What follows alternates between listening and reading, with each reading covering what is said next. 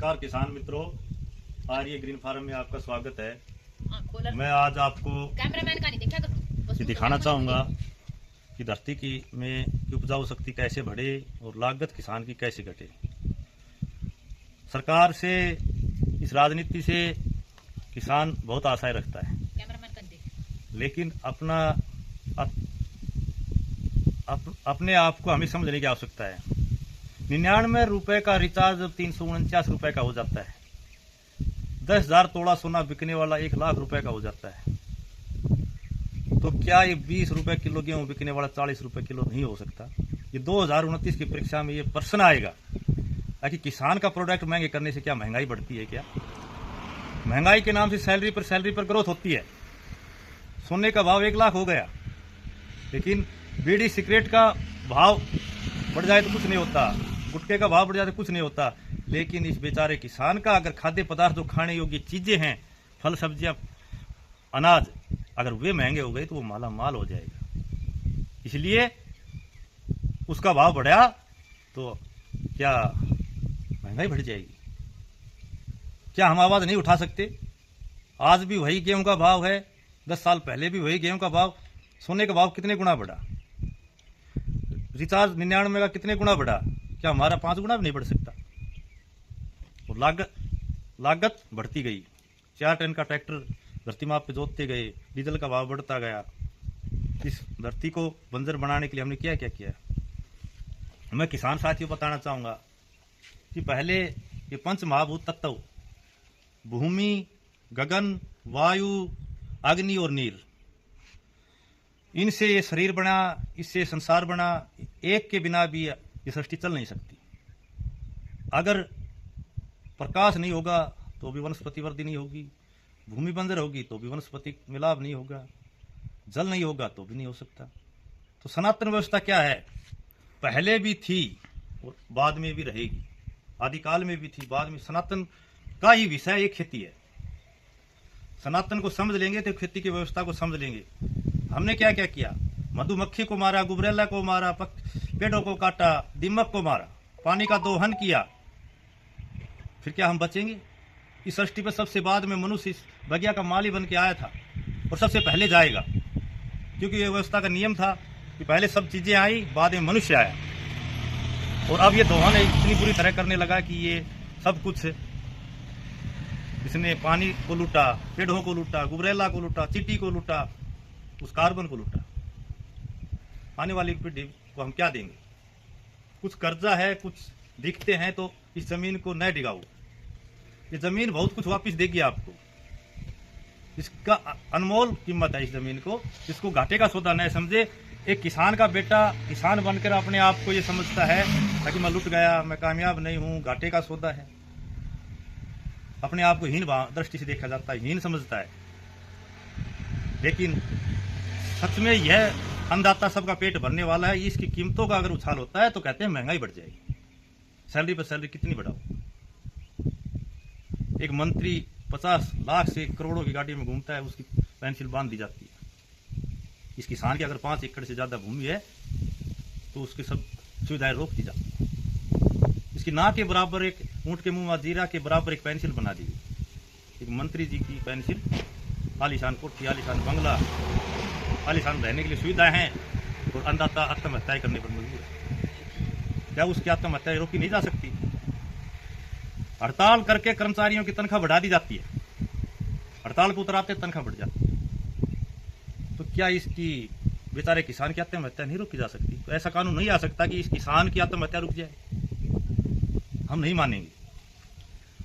Business की line से चलते जाएंगे। इस अन्नदाता माला माल हो गया तो फिर अन्न पैदा कौन करेगा? इस दृष्टि से देखा जाता है, हीन भावना से देखा जाता है। लेकिन मैं कहूँगा इसमें थोड़ा थोड़ा समझदारी का आप अपने दिमाग से प्रयोग लाएं और खेती में इनकम बढ़ा सकते हैं। मैं अनुभव साझा करता हूँ जो मैंने 3-4 साल से किए हैं। देखिए, मैंने छोटा सा अपना ये बनाया है। इसमें मैं दिखाना चाहूँगा, इसमें गौमूत्र है। इस ड्रम में गौमूत्र है, देसी गाय का। मेरे पास गाय है, इसमें गौमूत्र है, इसमें लस्सी है, ये है इस ड्रम में माइक्रो फूड्स। ये माइक्रो राजा माइक्रो के नाम से अनेक थैलियां बाजार में आई हैं, उस पर विषय पे मैं बातें करूंगा। जो चावल को मैंने मटकी में डालकर हफ्ते के बाद इसमें मल्टीप्लाई के लिए छोड़ा हुआ है, ये हम घर से माइक्रो फूड तैयार कर सकते हैं, किसी के पास जाने की आवश्यकता नहीं। यह है 10 परनियारक, 10 पत्तियां जिनको गाय भैंस नहीं खाती हो, वे पत्तियां तोड़ के लेके आके और इसको लगभग 3 सप्ताह तक ड्रम में भिगो के रखा जाता है और फिर इनकी स्प्रे कर सकते हैं। दिखाना चाहूँगा, मैंने ये पत्तियां लेके आया हूँ। 10 परनियारक बोलते हैं इसको, जिनको गाय भैंस नहीं खाती, जैसे कांग्रेस घास हुई। यह है धरती माँ जीवामृत। मित्रों, इस विषय पे मैं चर्चा विस्तार से बाद में करूंगा। मैंने धरती माँ जीवामृत क्यों लिखा, ये क्यों लिखा? जीवामृत सभी बोलते हैं, मैंने धरती माँ, क्योंकि ये मैंने सचान सर जी से सीखा। कोई कहता हींग, कोई फिटकरी, कोई शैम्पू, गुड्डे गुड्डी का खेल बना के किसान को गुमराह करते रहे। ये क्या चीज है, इसमें एक अलग से वीडियो लेके आऊंगा। मैंने धरती माँ क्यों लिखा, इसमें बन की मिट्टी और 28 किलो गुड़ जो है, इसके बारे में अलग वीडियो बनाऊंगा, क्योंकि वीडियो लंबी हो जाएगी। धरती माँ शब्द लगाया किस लिए? ये लिखा है फसली टाइम जीवामृत, फसली टाइम जीवामृत। फसल को आवश्यकता होते उस समय जो देना है वो जीवामृत। ये अलग जीवामृत है, ये अलग जीवामृत है। इन दोनों के बारे में अलग वीडियो लेके आऊंगा। यह है संजीवनी खाद, यह है संजीवनी खाद। इसमें नीम की पत्ती, गोबर और गुड़, तीनों चीज हैं इसमें। ये दिखाना चाहूंगा। इसको लगभग 25 दिन हो गए मैंने इसमें डाले हुए, और ये कीटनाशक फंगस के लिए काम आएगा। स्प्रे में कोई भी बीमारी होगी फंगस की, कीटों की, वो उसमें काम आएगा। फिर दिखाना चाहूंगा मैं, इधर आइए आप, ह्यूमिक एसिड, क्योंकि हम लुटते जा रहे हैं ह्यूमिक एसिड के नाम से, माइक्रो राजा के नाम से, ट्राइकोडर्मा के नाम से। तो सिंपल एक कंसेप्ट है, इसमें सरसों की खड़ है, सिंपल सा खर्च। ये है वेस्ट डिकम्पोज, वेस्ट डिकम्पोजर जिसको बोलते हैं। ये पहले 200 लीटर बनाता था, अब 1000 लीटर की टंकी है, इसमें बनाता हूँ। ये बैंचुरी लेके आया। तो मित्रों, ये छोटा सा मेरा एक खुद किया हुआ 4 साल से करके इसका रिजल्ट लेके इन पे मैं वीडियो अलग अलग डाल लूंगा। सभी से ये ही है कि किसान की आय दोगुनी करने का नारा था, लेकिन किसान का खर्च बढ़ गया, वो दुगना हो गया। आय में तो बहुत निरंतर घाटे के सौदा हो गया।